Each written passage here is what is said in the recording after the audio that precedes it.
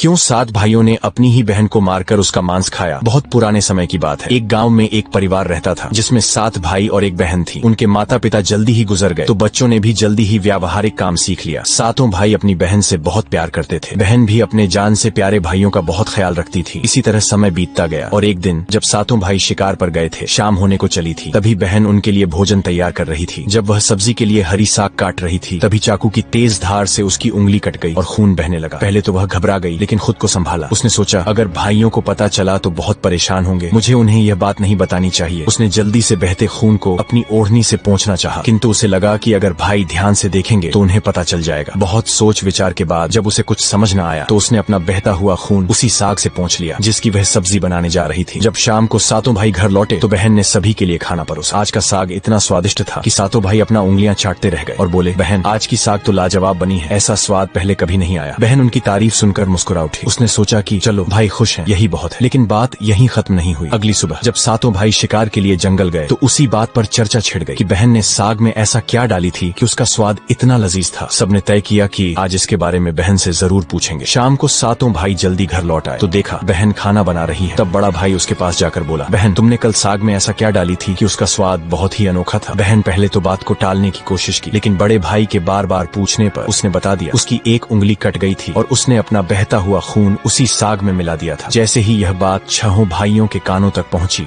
तो मानो उनके चेहरे के भाव ही बदल गए। शाम को जब 7 भाई एक साथ बैठे थे तो बड़ा भाई बाकी भाइयों से कहने लगा, सोचो जब बहन के खून की चंद बूंदें इतनी स्वादिष्ट हैं तो उसका मांस कितना स्वादिष्ट होगा। बाकी भाई भी इस क्रूर विचार पर सहमति जताते हुए बोला, हाँ अवश्य ही, बहन का मांस बहुत ही स्वादिष्ट होगा। अब 6 भाइयों को बहन का मांस खाने की लालसा जाग उठी, परंतु सबसे छोटे भाई को यह सुनकर गहरी बेचैनी हुई। उसने सोचा, कैसे हो सकता है कि कोई अपनों के साथ इतना भयानक विचार करे। तभी बड़ा भाई बोला, कल ही हम लोग बहन को शादी का झांसा देकर जंगल ले जाएंगे और तीर मारकर उसको मार डालेंगे, फिर उसका स्वादिष्ट मांस खाएंगे। सभी भाइयों ने हामी भर